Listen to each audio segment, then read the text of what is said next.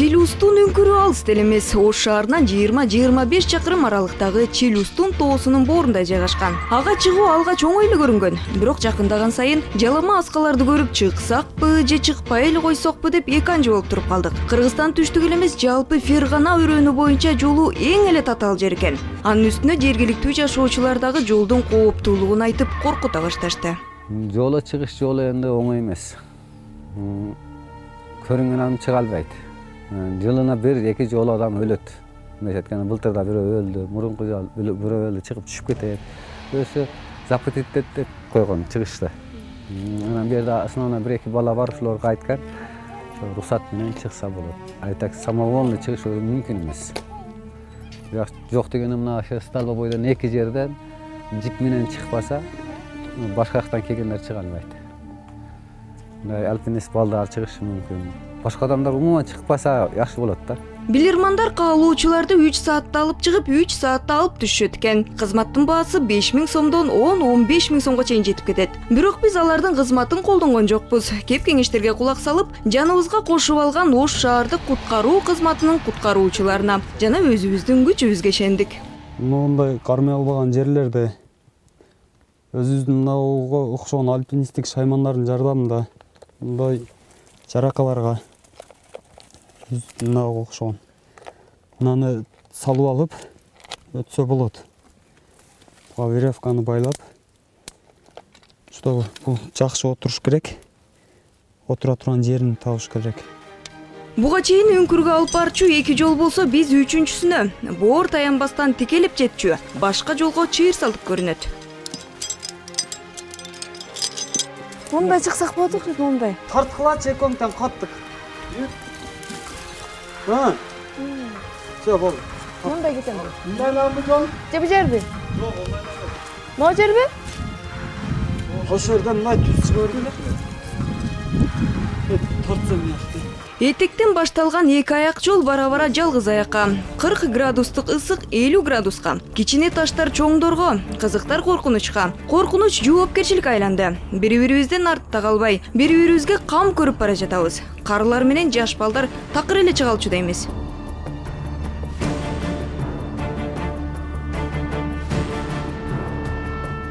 Веревка байлап, сөзсүз страховать этип, себеби адам түшүп кетпеш үчүн.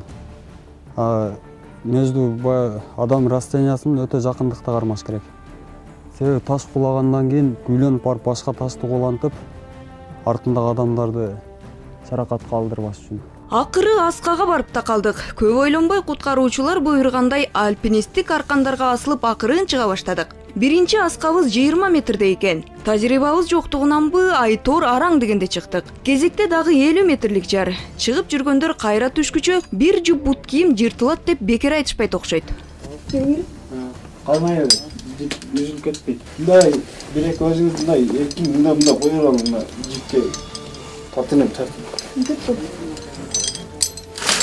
Чтоб өзүңүз уверенный болосуз да ошол кармаганынчы. Тыныгы байланага көз чаптырсаң Өзбекстандын Анжияны көрүнөт экен. Андан ары жардын боорундагы бир киши араң баткан тектирлерди акырындап багындырып бара жаттык. Качандыр бир убактарда аска боорлорунда жыгач тепкич бар болчу дешет. Зыяратчылар ошол аркылуу чыгып түшүшчү. Мына ошол тепкичтер биздин көздөн аябай учту. Челюстун үңкүрүнө чыккан жол мына ушундай опурталдуу. Бийиктиги дээрлик 50 метрлик тик тоо. Буга чейин дагы 30 метрлик тоодон ушинтип өзгөчө Кыргызстан министрлигинин балдарынын жардамы жана аркан жардамы менен чыктык эле. Мындан ары дагы бир аз бийик аска бар дейт. Ошол жерден дагы ушинтип аркан менен чыкмакчыбыз. Челюстун үңкүрүнө тоонун боорунан эле ичке тешиктен жөргмөлөп гана кире аласың. Жалпы узундугу 400 метрдин тегерегинде. Айрымдар чоң-чоң 3 залдан турат дешсе, башкалар дээрлик 6 залына кирип чыгышкан. Бири-бири менен ички коридорлор аркылуу байланышып турат экен.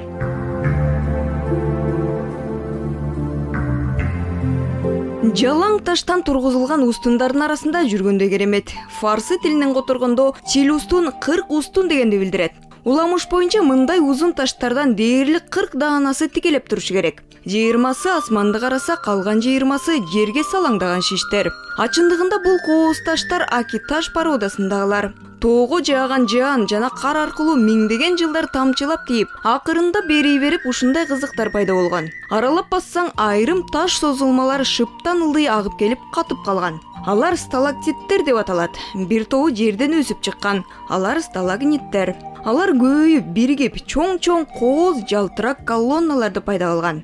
Мындай чозулмалар үңкүрдүн 1-чи жана 3-чү залында көп. Карасаң өзүнчө эле жомок, өзгөчө фантазиясы жана ой чабыты күчтүүлөр үчүн.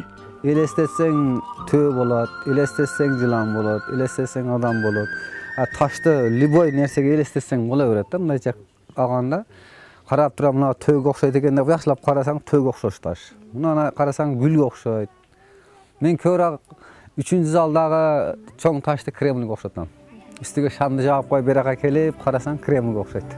Колонналар 1 жылда 2 же 3 сантиметр өсөт экен. Эгер суу тийбесе, анда үңкүр деген аталышын жоготуп коет. Чилустун үңкүрүндө мындай коркунуч жок. Ал ичинен кадимки булак агып чыгып турат.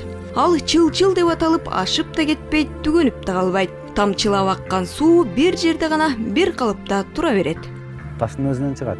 Мисалы жамгыр жаап үргөн болсо, кар жаап үргөн болсо, жазы менен нери постоянно акпайт. Капица этип жаап тамып турат. Анан идиши бар окшош да, эми таштан өзү бар жок. Идиш бар окшоп, такчеге окшоп. Суу постоянно турат өйдө. Эки жеринде ушундай суу бар.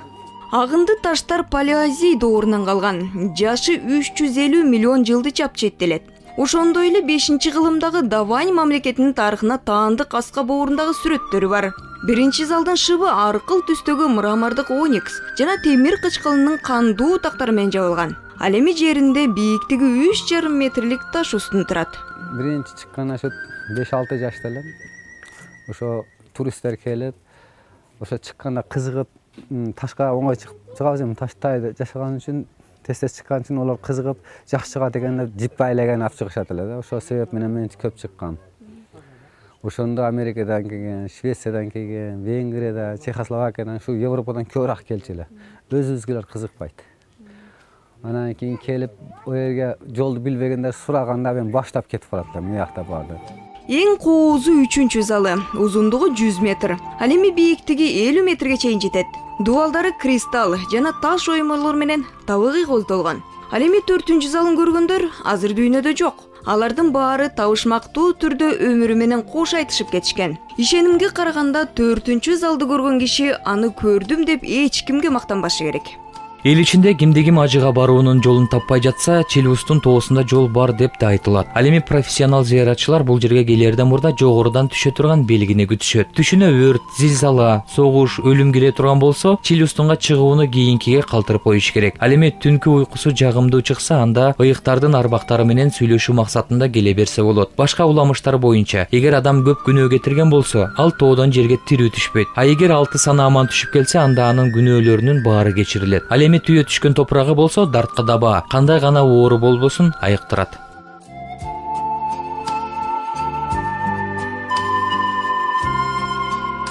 Борбор азиялыктар менен кыргызстандыктарды бул уникалдуу үңкүр кызыктырбайт, келишпейт дагы.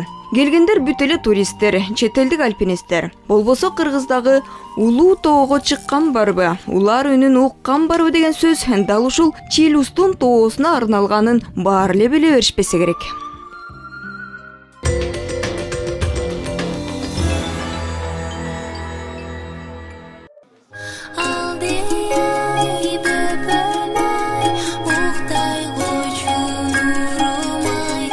Үйдүн эң чоң жана кадырлуу мейманы уйку алдында. Чоң энесинин терметкени жагып атат окшойт, мемиреп баратат. Бүгүн Наристе жөн жерде эмес, пайгамбар басып өткөн жерде түнөмөкчү. Бул жер Дөөт Пирим мазары. Кадамжай районунун кызыктуу аталыштагы Чаубай деп аталган айылында жайгашкан. Кире бергенде боз үйдүн көлөмүндөй дүпүйгөн катта таштар көрүнөт. Өзүнө маани бөгүп жатышканын кийинчерээк эле билдик. Биринчи таштын ичи кадимкидей оюлган бөлмө экен. оюктун ичине бысмылла деп оң бүт менен кириш керек. Кирсек бөлмөнүн ортосунда чоң бир бешик турат. Кадимки бешик. Кандайдыр бир сырдуу да, коркунучтуу да көрүнөт. Аны Дөөт пайгамбардын бешиги деп аташат. Эмнеге бешиги дейт? Элдердин келишинин себеби бул жерде көбүнчө бала казар болгондор келет. Баягы бала көп жылдан бери бала көрбөгөндөр. Анан кийин ушул жерге келип сыйынышып тилейт баланы. Алладан тилеп, ниеттенишет. Анан ушул жерден сыйынып келип тилеп, Кудайдан тилеп кеткендер Алланын шыпасы менен бала чакалуу болгондор дагы бар да. Бешиктин тегерегине балдардын оюнчуктары, кооздуктары, мончок шурулары, акчалар жана башка ар кыл буюмдар ташталган. Перзент тилеп келгендерден калган. Бул жерде чүрпөсүн дарт чалгандар, баласы баспагандар да жакшы билишет. Мурда өзүнүн бир мындай жасалган материалдары бар эле. Анан кийин бир Өзбекстандан бир аялдын түшүнө кирет экен. Кийин ошол канчаян бир кымбат акчага жасатып келип, үстүнү жаап кеткен экен да. Бул жерге келгендер көбүнчө баягы бала казар болгондор. Анан баласы турбагандар. Төрөлгөндөн кийин баласы турбагандар келип ниет кылышат да, Алладан тиленишет да. Ошол анан шыпасын берет Алла. Ымыркайга ылайыктуу буюмдардын арасынан темир тезектерди, ар кандай бурама, ачкычтарды көрүп аябай таң калдык. Көрсө Дөөт пайгамбардын негизги иши темир усталык болуптур да. Кыргызда Дөөтү колдосун деп айтат эмеспи? Дал ошол сөз ушул жерге таандык болуп чыкты. Борбор азиялыктардын уламышы боюнча эң алгачкы уста Дөөт пайгамбар болгон. Ал балкылда берип турган темирди камыр жуургандай эле колу менен жууруп, андан кылыч, найза сымбал согуш куралдарын ийип жасап койчу экен. Аны курал жасаганда, анын жасаган куралдары өтө пышык, орустар айтмакчы качественный болгон да. Себеби кылыч жасаса кылычы майтарылбайт, мокобойт, соот жасаса кылыч менен чапса өтпөйт. Анан душмандардын жеңилиш себеби да ошондон болгон да. Экинчи таш дал ошол өзү жасаган кылыч менен бөлө чабылган таш. Эмнеге чабылганынын тарыхы узун. Дөөт пирим өзү еврей улутунан, Израилдин Давид деген падышасы болгон. Элди акыйкат башкарып, Палестина, Сирия жана Араб жарым аралдарынын бөлүгүн кошуп турган мамлекетти түзгөн. Баш калаасы азыркы Иерусалим, дүйнөгө атактуу Иерусалим храмын салдырган. Алла Таала аны өзүнүн пайгамбар кылып жиберип, ага ыр түрүндөгү поэтикалык Забур деп аталган ыйык китеп түшүрөт. Ал Давид да, Забур китеби да мусулмандын Куран китебинде көп жолу эскерилген. Сенин Раббиң асмандардагы жана жердеги нерселерди силерден жакшыраак билүүчү. Биз кээ бир пайгамбарларды кээ бирөөлөрүнөн абзел, жогору кылдык жана Давудка Забур китебин бердик. Давуд менен Сулейман алардын коомунун малдары майкандап салган эгин талаасына байланыштуу өкүм чыгарып жатышканда, биз өкүмдөрүнө күбө болуп турдук. Биз Сулейманга бул тууралуу түшүндүрдүк. Алардын ар бирине биз даанышмандык жана илим бердик. Давудка аны менен бирге бизди даңтасын үчүн тоолорду жана куштарды баш ийдирдик. Муну биз кылдык.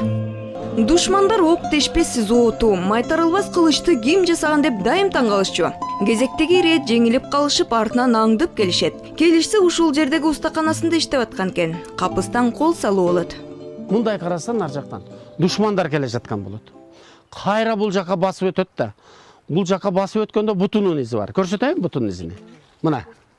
Бул жактагы бутунун изи. Окшойбу? Буттары. Мына, бутунун изи. Анан бул жактан душмандар келе жатат да. Кайра бул жака өткөндөгү бутунун изи. Бияка өткөндөгү. Анан иштеген жагына барып, анан ойлойт да, булар мени соо койбойт. Андан көрө дейттан кылычты алат дагы ташты ою, ташты тең экиге бөлсөм, таш эки жака ажырайт. Душмандар буяктан чыгыштан, батыштан чыккыча мен бул жакта бирден келет бөлүнгөн жерге. Мен аларды неме кылып турганда адамдар келип мени куткарып калат дейт да. Кылыч менен бөлгөн жери ушул ошондо. Мына жерди кылыч менен бөлгөн. Анан кылыч менен бөлгөндө душмандар жакын келип, алар бир адам ушул кылыч менен ташты бөлө чапты, бизди соо койбойтко деп качып кеткен экен. Согуш куралдарын жасоодон башка Дөөт пирим көп убактысын Куран окууга жумшап, дайыма орозо кармачу экен. Ошондо ага керемет жаратуучулук касиет да берилет. Алыр айтканда канаттуулар да келип кошулуп ырдап калчу экен. Дөөт пайгамбарга тоо таштар, куштар, жапайы жаныбарлар баш ийген. Жара таштын аркасында болсо темир тезек деген толтура. Баары тең автомобилден чыгарылган. Анан бул жерде негизинен келүүнүн себеби баягы жаңы машина алгандар. Себеби темирдин придейттагы машина алгандар келип, машинасынан бир тетикти же бир темир же болт же бир күлүштөрүн келип таштап кетет. Ушул адат болуп калган да. Анан кийин кан чыгарыш деп тоок жана башка бир немелерди келип союп, баягы жерден каныга кичине машина алган болсо машинанын ачкычын тамызып коет. Бул деген сөз баягы дуа окулгандан кийин кырсыктан, кокустуктан сактайт деген түшүнүктү берет да. Эми Давыт пайгамбарымыз ушул жерден билсе болот да, бул баягы бул жердеги ушул темирлерди таштаган ошондон болсо керек. Кимдер эле келген болсо, машина жаңы машина алды келе, кан чыгарганы келди келе деп тетиктерин таштап бул жерге келет. Дөйт Пири мазарынын шайыгын эл жыл сайын шайлап турат. Алар тегерек четин карап, түшкөн каражатты мазардын өзүнө жумшашат. Зыяратчылар жана эс алуучулар үчүн шарт түзүлгөн. Намаз окугандарга мечит бар. Мындан сырткары сөөрүлөр жана казанас чоочоктор тизип турат. Акка моюнсунгандар болсо мурда бакшака чүпүрөк байлап жүдүтүшчү экен. Чүпүрөктөрдү эми баягы ошо кээ бир биздин али туугандарыбыз байлашат экен да эми. Анан көп эле мындай болуп бир калаатуу болуп көрүнүп мындай начар болгондуктан уруксат бербедик. Байлабай эле коюңуздар, мусор болуп көрүнөт экен деп мына ого уруксат бербедик. Эми ол баягы адамдын өзүнүн түшүнүгүнө жараша болот экен да. Ондой чүпүрөк байлоо эми менимче эми ону кандай немеде байлайт өздөрү билет экен да эми. Бизге белгисиз да, анан байлатпай койдук чындыгы. Кой байлабай эле койгула мындай нерсени деп анан ошого азайып калды. Эмесе мурун аябай неме көп эле ошо чүпүрөк байлаганчы. Дөйт пайгамбар Израилде 70 жашында каза болгон дешет. Андан соң пайгамбарлык жана падышалык уулу Соломонго мурас катары берилген. Соломон бул биздин Ош шаарындагы кадимки Сулайман тоонун аталышы түшкөн Сулайман пайгамбар.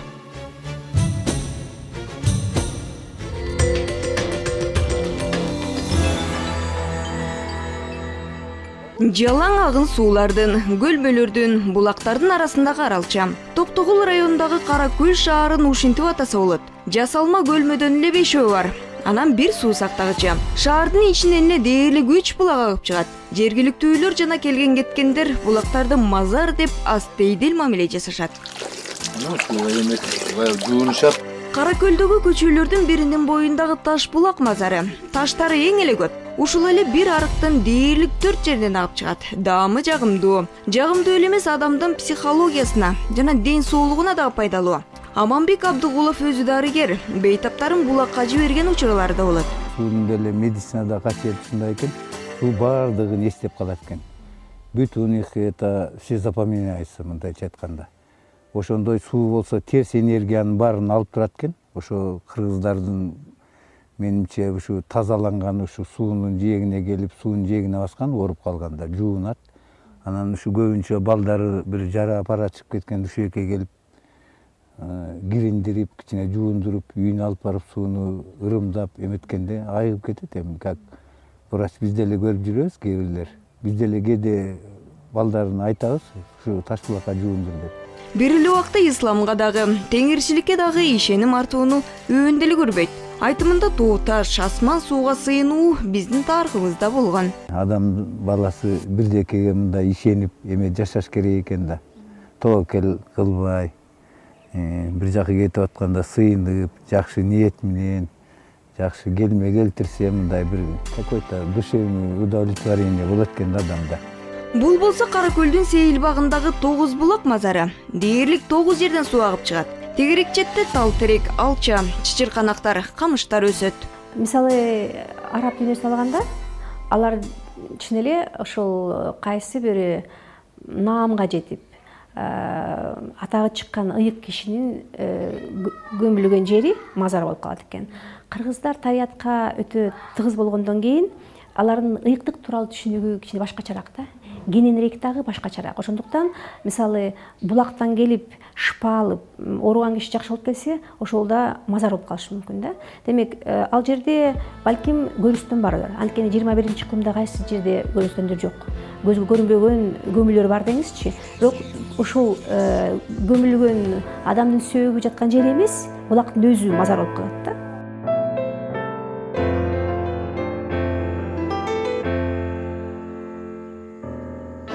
Зыяратчылар келип сыйынып жүргөн жай экени билинип турат. Булактардын жанындагы бактардын талдарына чүпөрөктөр оролгон. Мазарлардын жана мазарда жүрүүнүн башкы эрежелеринин бири бул албетте анын тегерегиндеги тазалыкты сактоо. Ал эми бул Тогуз булак мазарында ар кайсы жерден туп-тунук болуп, жылжып, таптаза булактар агып турган менен анын тегерегинде дарбыздын кабыктары мынтип момпо сүйдүн сырттары жана мындай акыр-чекерлердин бардыгы толуп калган. Бул жагдай мазар бара-бара эс алуучулардын жайына айланып баратат дегендек. Бирок акка моюн сунган зыяратчылардын жаңы эле түшкөн издери да жок эмес. Пахтадан шам оролуп жагылган бурчтар турат. Бул жөрөлгө өтүп кеткендердин арбактарын чакыруу аракети катары белгилүү.